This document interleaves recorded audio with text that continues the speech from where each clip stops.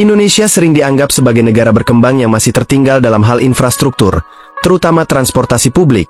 Banyak bule yang membandingkan transportasi publik di Indonesia dengan negara maju seperti Jepang hingga Amerika. Namun, belakangan ini, ternyata banyak bule yang terkejut dengan kemajuan transportasi publik di tanah air. Contoh yang paling mencolok adalah sistem transportasi kereta di Indonesia. Banyak wisatawan asing, terutama dari negara-negara barat seperti Amerika, merasa sangat terkejut saat pertama kali menggunakan transportasi publik di Indonesia. Mereka tidak menyangka akan menemukan sistem yang modern dan efisien, terutama di kota-kota besar seperti Jakarta, Bandung, dan Surabaya. Salah satu contoh yang paling mencolok adalah kereta MRT Jakarta, LRT, serta kereta cepat WOS yang sudah beroperasi dengan teknologi canggih dan desain futuristik. Mereka menilai, transportasi kereta di Indonesia jauh lebih unggul daripada di negara maju seperti Inggris dan Amerika karena memiliki banyak kelebihan, mulai dari harga yang murah, pelayanannya yang bagus, kualitas kereta yang bersih, hingga jadwal keberangkatan yang tepat waktu. We spent £26 each on a 6.5-hour train journey in Indonesia, and it was genuinely better than most UK trains I've been on. We were travelling from Jakarta to Yogyakarta and decided to get the train because we'd heard good things, and it did not disappoint. We travelled in an executive carriage, but all of the different carriages looked good, and there was a food cart that came through a few times, plug sockets, footrests, so much leg room, meaning you could recline back quite far, and the toilet was also very clean. The journey actually felt so quick. We just napped, admired the pretty views, I finished my book, and before we knew it, we'd arrived at our next location. We are here at the front of the high-speed rail train, the fastest train in Indonesia and Southeast Asia. We're about to board it. We have got about 5 minutes, but we had to come to the front of the train to check it out. We're going first class. We better rush. We better get on there. Let's go! We have managed, as per normal, to be running late, no matter how early we make it. We're at number 3, and we need to get to number 8, and we haven't got much time now. Chris is coming. Okay, we're not actually officially running yet, but everyone seems to be getting on. Let's hurry up. Let's hurry up. We are number 8. Is it a number 8?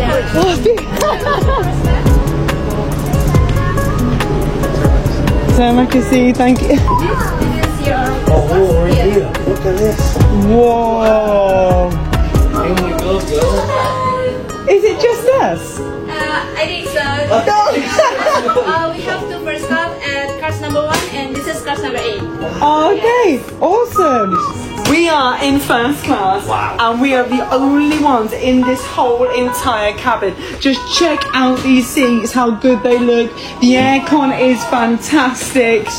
Where do we want to sit, guys? We've got all the room in here we want. Choose your location. Oh, look at the footrest. I'm loving it. It's great.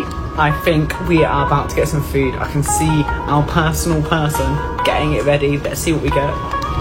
Thank you very much. Wow. Let's check out what is in our little package of food. Alright, so first thing that we've got is some mixed nuts, and we have a chocolate bread, water, the chocolate caramel biscuit. Yum. If you ever wanted to know what 347 kilometers per hour travel feels like, it is just like this. It feels like I've sped up the outside on a time lapse.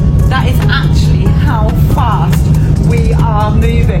The current speed has come up behind. We're at 347 kilometers per hour, and it feels so smooth. I can't believe we're going this fast. It's crazy. Bule ini dibuat begitu nyaman dengan pelayanan kereta yang ada di Indonesia untuk kelas eksekutif dengan berbagai macam fasilitas. Ia hanya dikenalan biaya 26 pound sterling dengan durasi perjalanan 6 jam. Tentu hal ini tidak akan bisa ia dapatkan di negara asalnya, karena di sana untuk jarak yang sama ia harus merogoh kocek hingga 100 pound sterling dengan fasilitas yang berbeda. Hal yang sama juga dirasakan oleh seorang bule yang berasal dari Amerika. Ia memuji sistem kereta yang ada di Indonesia.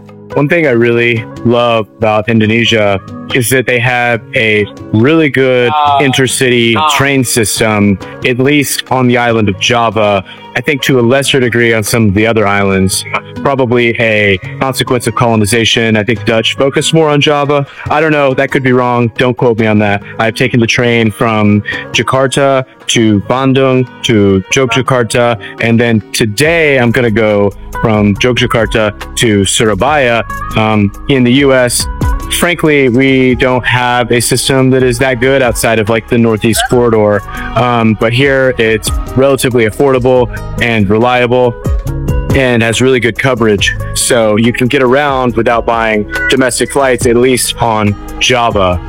And this is Yogyakarta train station, quite beautiful. And also there's like a bunch of food options, way chiller than taking a flight. I just got this iced tea from this cafe behind me. Ia dibuat begitu nyaman dengan sistem transportasi kereta di Indonesia, karena di sini, ia mendapatkan fasilitas lebih bagus, indah, nyaman serta punya banyak opsi makanan.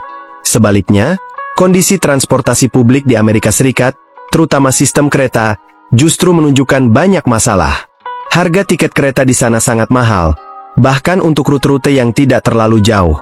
Misalnya, untuk perjalanan antar kota dengan Amtrak, penumpang bisa menghabiskan ratusan ribu bahkan jutaan rupiah. Masalah kebersihan juga menjadi sorotan utama.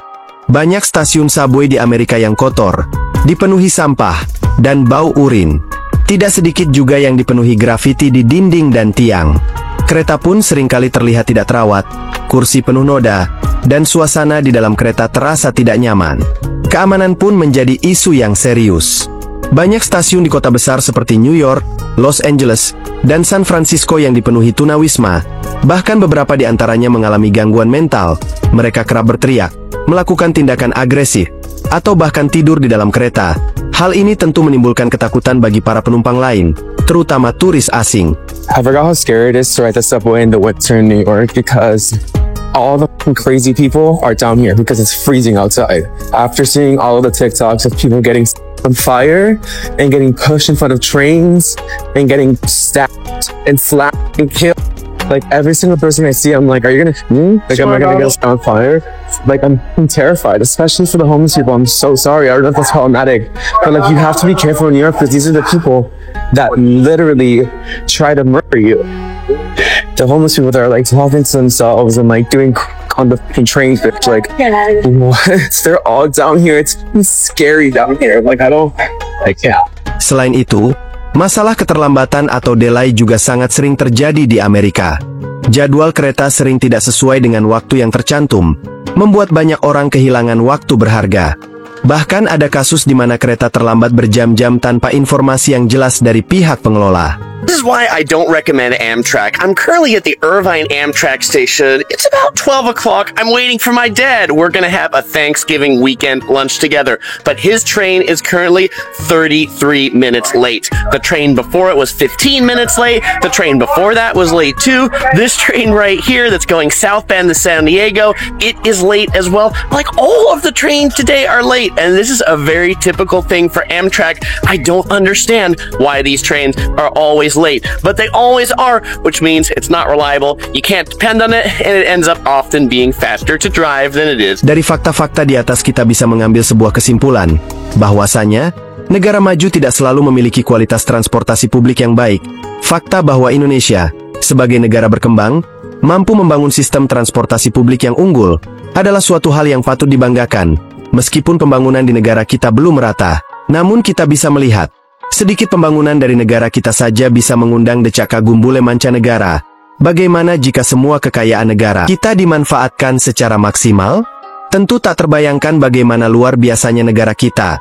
Bagaimana menurut kalian? Tulis di komentar.